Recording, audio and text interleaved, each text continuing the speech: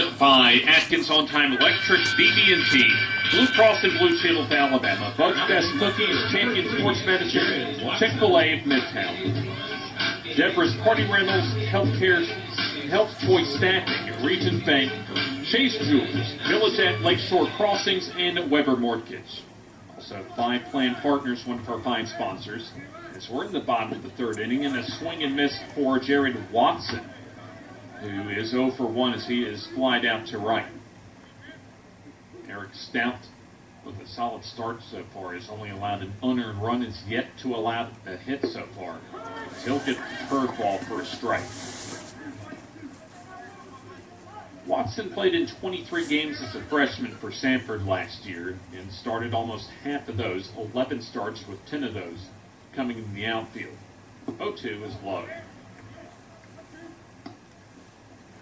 Watson so far this season, a solid 10 hits out of 31 at-bats coming into tonight, and a 2 for 5 outing against both Valpo and UAB. 1-2 is bounced foul, left side. When you want to try and get an offense going, especially when you have a very powerful and home run hitting potential in the middle of the lineup, you got to have players like Watson and also Philippin try and get on base. So 1-2 is slugged into left, but it'll be right at Small, who will stop shy of the track. Watson 0 for 2, 1 away for Tyler Philippin. So Watson got a good middle on the bat, just right at the left fielder, Small. Philippin today is 0 for 1, but he has scored a run as he reached on an error by Gwinnane at third base. Outfield straightaway is the curveball missing low and inside. Stout's done a solid job so far, at least in the first inning, didn't get a lot of help from his defense. It's a foul ball out of play off to the right. Count even at 1-1 for the Samford shortstop. The sophomore from Miami, Florida, out of Columbus High School, 6'2", 215 pounds. Pitch on the way is low. Philippin, a combined 4 for 12 in the opening series against Valpo. And a good day against UAB on Wednesdays. He was 3 for 5, a double and a triple. And also a single was just a home run shy of the cycle as he's ahead in the count as Philippin. 3-1. Nobody on base with the game tied up at 1 apiece. There's still some rain just to our west. This winded pitch is a fastball for ball 4. Should have a beautiful day tomorrow for what is 2 games tomorrow, a doubleheader. Samford will play the 2 o'clock game. And Purdue will play a doubleheader tomorrow, their first game tomorrow morning against Butler. And then they'll turn right around at 2 o'clock and play Samford. It's supposed to be originally a 3-game weekend series against Butler. It's the count now at 1-0 to Martin, who has struck out swinging. Philippin getting his lead over at first base. 2 hits for Butler. Samford still looking for their first hit. Pitch from Stout is a swing and miss as Martin tries to go golfing for the curveball. Might have needed a pitching wedge for that one as the count's at 1-1. Heath Quinn on deck.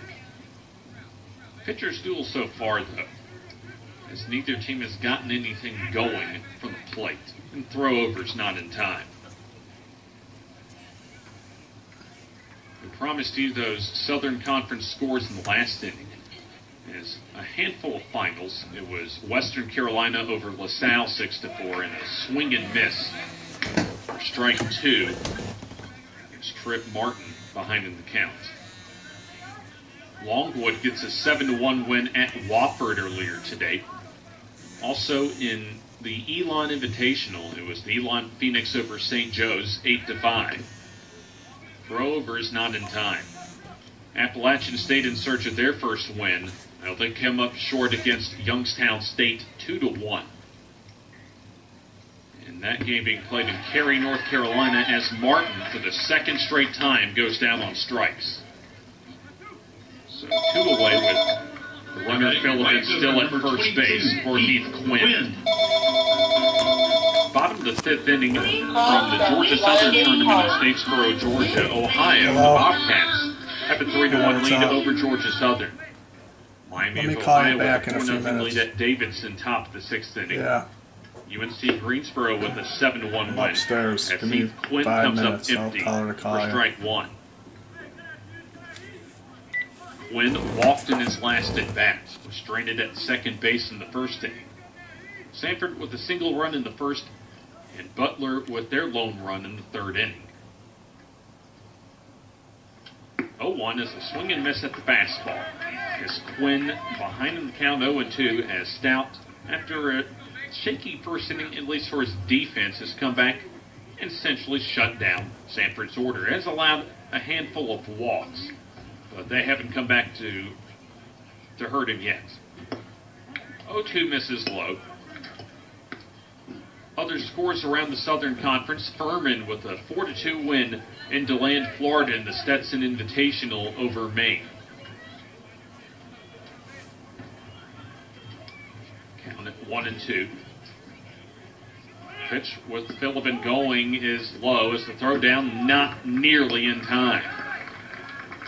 Phillips with his second stolen base has a steal of 3rd and now of 2nd.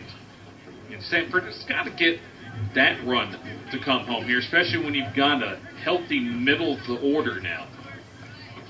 That's been one of the top power hitting middle of the orders in the conference this year.